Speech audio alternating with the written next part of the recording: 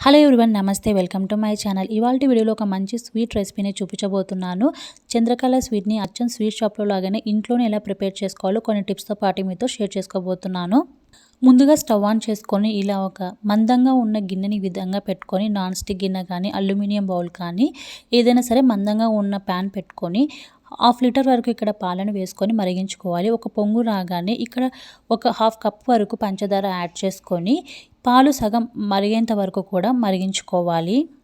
పాలు మరిగేలోపు ఇప్పుడు పిండి కలుపుకుందాం. ఇలా ఒక బౌల్లోకి 1 కప్పు వరకు మైదా పిండి, ఒక చిటికెడు ఉప్పు, చిటికెడు వంట సోడా వేసుకొని ఇవన్నీ బాగా కలిసేలాగా కలుపుకొని కరిగించుకున్న నెయ్యిని కూడా ఈ విధంగా 2 టేబుల్ స్పూన్ల వరకు వేసుకొని పిండిని బాగా ఈ విధంగా అంతా కలిసేలాగా ఇలా చేత్తో రబ్ చేసుకుంటూ కలుపుకోవాలి. ఈ విధంగా ముద్దలాగా అవుతే ఇది కరెక్ట్గా కలుపుకున్నట్లు. ఒకవేళ ఇలా అవ్వకపోతే మరొక టేబుల్ స్పూన్ నెయ్యిని యాడ్ చేసుకొని కలుపుకొని తర్వాత కొద్ది కొద్దిగా వాటర్ని యాడ్ చేసుకుంటూ చపాతీ పిండిలాగా సాఫ్ట్గా వచ్చేలాగా కలుపుకొని పక్కన పెట్టుకోవాలి. నెయ్యికి బదులుగా కాచి చల్లార్చిన ఆయిల్ అయినా కూడా ఈ విధంగా కలుపుకోవచ్చు. తర్వాత కొద్దిగా 1 టేబుల్ స్పూన్ నెయ్యిని వేసుకొని ఈ విధంగా కలుపుకొని పక్కన పెట్టుకున్నాను. ఇక్కడ పాలు వచ్చేసి సగం వరకు మరిగిపోయాయి. ఇప్పుడు ఇందులోకి 1 టేబుల్ స్పూన్ నిమ్మరసాన్ని యాడ్ చేసుకుంటే మనకి స్వీట్ షాప్లో దొరికేలాగానే కోవా రవ్వలాగా వస్తుంది. ఇలా ప్యాన్కి సపరేట్ అయ్యేంత వరకు కూడా ఉడికించుకోవాలి. ఇప్పుడు 1 టేబుల్ స్పూన్ నెయ్యిని వేసుకొని కలుపుకొని పక్కన పెట్టుకోవాలి. ఇప్పుడు షుగర్ సిరప్ కోసము 1 కప్పు షుగర్, 1 కప్పు వాటర్ని కూడా వేసుకొని ఇలా లేత తీగపాకం వచ్చేంత వరకు ఉడికించుకుంటే సరిపోతుంది. ఇప్పుడు కలిపెట్టుకున్న పిండిని ఈ విధంగా 2 పార్ట్లుగా డివైడ్ చేసుకొని చపాతీలాగా ఈ విధంగా ఒత్తుకోవాలి. మరీ పల్చగా కాకుండా మరీ మందంగా కాకుండా మీడియం సైజ్ వచ్చేలాగా ఈ విధంగా ఒత్తుకొని ఏదైనా ఒక రౌండ్ షేప్తో ఉన్న ఒక మూత కానీ ఒక గిన్నె కానీ తీసుకొని ఈ విధంగా అన్నీ ఒకే సైజు వచ్చేలాగా ఈ విధంగా కట్ చేసుకొని మిగతా పిండిని అంతా కూడా మళ్ళీ చపాతీలాగా చేసుకొని ఈ విధంగా అన్ని చిన్న చిన్న పూరిలాగా చేసుకోవాలి. ఇక్కడ వీడియోలో చూపిస్తున్నట్లుగా అన్నీ ఒకే సైజు లాగా ఉండి మీడియం సైజులో ఉండేలాగా ఈ విధంగా తయారు చేసుకొని పక్కన పెట్టుకోవాలి. తర్వాత ప్రిపేర్ చేసుకున్న కోవాని ఇలా చిన్న చిన్న బాల్స్గా ప్రిపేర్ చేసుకొని పక్కన పెట్టుకోవాలి. ఇప్పుడు తయారు చేసుకున్న పూరిని ఒకటి ఈ విధంగా పెట్టుకొని కోవాని మధ్యలో పెట్టి మరొక పూరిని దీనిపైనుంచి గాలి పోకుండా ఈ విధంగా పెట్టి అంచులకు ఈ విధంగా ఒత్తుకుంటూ మొత్తాన్ని బాగా ఈ విధంగా క్లోజ్ చేసుకోవాలి.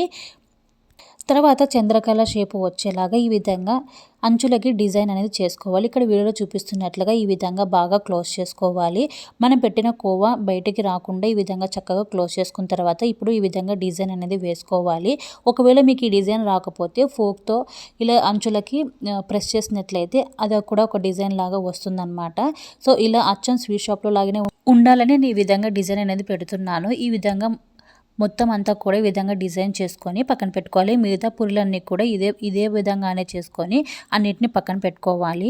ఇక్కడ మరొక పూరీని కూడా చూపిస్తున్నాను చూడండి. ఈ విధంగా చివరి అంతా కూడా అంచులంతా కూడా ఈ విధంగా ఒత్తుకున్న తర్వాత ఇలా డిజైన్ వేసుకొని అన్నిటిని ఇదే విధంగానే చేసుకొని పక్కన పెట్టుకొని తీసుకోవాలి.